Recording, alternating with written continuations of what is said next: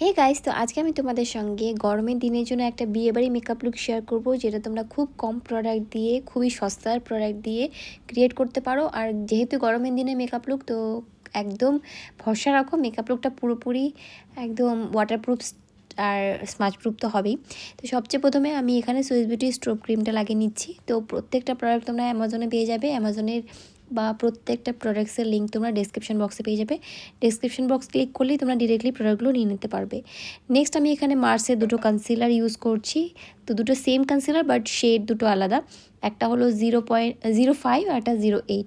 তো আমি 0.8 শেড যেটা আছে, যেটা ডার্কার শেড, সেটাকে দিয়ে প্রথমে আমার dark spots, pigmentation, dark circle সব কিছু হাইড করার জন্য এভাবে অ্যাপ্লাই করে নিচ্ছি। তো আজকে আমি যেই টেকনিকে তোমাদের সঙ্গে শেয়ার করছি, এই লুকটা তোমরা ডেফিনেটলি ট্রাই করে দেখো একবার।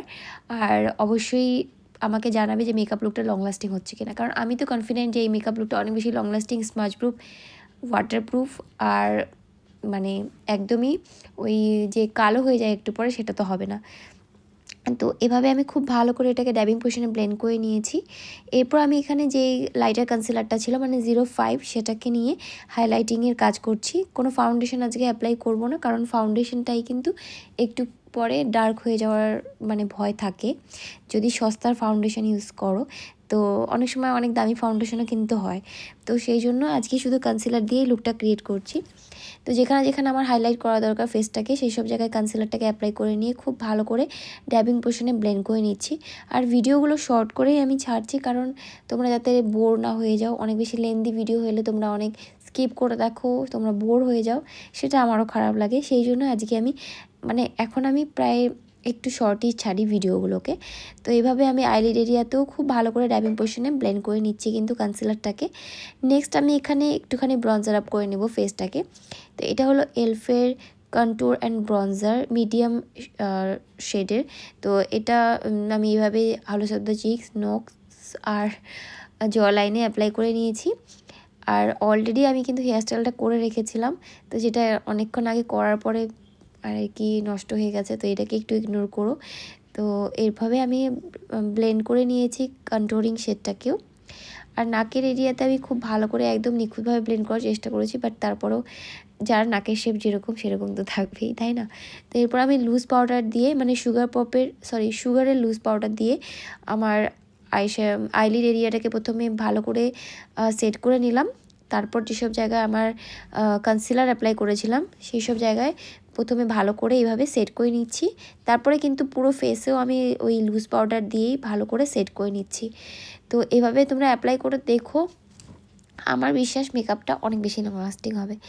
এরপর আমি এখানে অ্যাপ্লাই করে নেব একটুখানি ব্লাশ।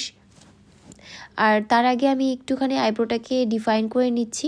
আর আইব্রো আমি অলরেডি ড্র করে রেখেছিলাম অফ ক্যামেরা, বাট তারপরেও এটার মধ্যে পাউডার, অন্য অন্য প্রোডাক্ট চলে এসেছে। তো সেই জন্য আমি সুইস বিউটির মাইক্রো পিসাইজ যে আইব্রো পেন্সিলটা আছে সেটাকেই ইউজ করে যেখানে যেখানে একটুখানি আমার মনে হচ্ছে ফিল করা দরকার সেসব জায়গায় অ্যাপ্লাই করে ফিল করে নিচ্ছি।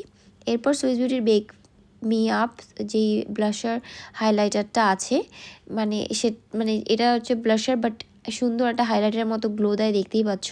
ভীষণ অ্যাফোর্ডেবল প্রোডাক্ট প্রত্যেকটাই, ডেফিনেটলি ট্রাই করে দেখতে পারো।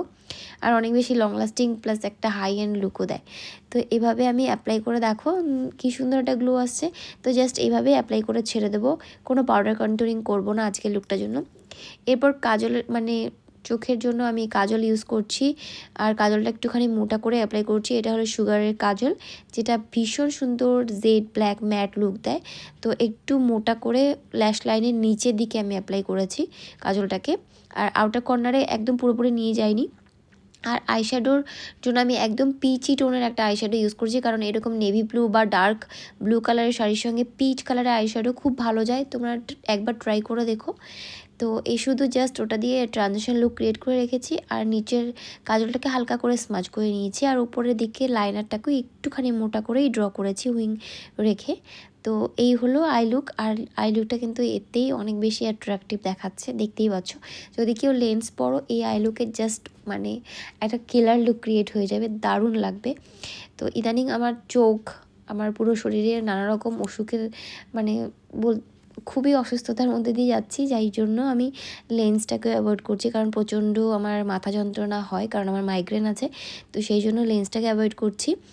তবে লেন্স পরতে আর আই লুক ক্রিয়েট করতে আমার ভীষণ ভালো লাগে, তো ডেফিনেটলি তোমরা ট্রাই করে দেখতে পারো। এরপর মাস্কারার জন্য আমি এখানে চারমিসে মিলানোর মাস্কারাটা অ্যাপ্লাই করে নিয়েছি 2 থেকে 3 কোট, আর রেড বিন্দি পরে নিয়েছি। এই কানের দুলগুলো কিন্তু আমি মিশো থেকে নেওয়া।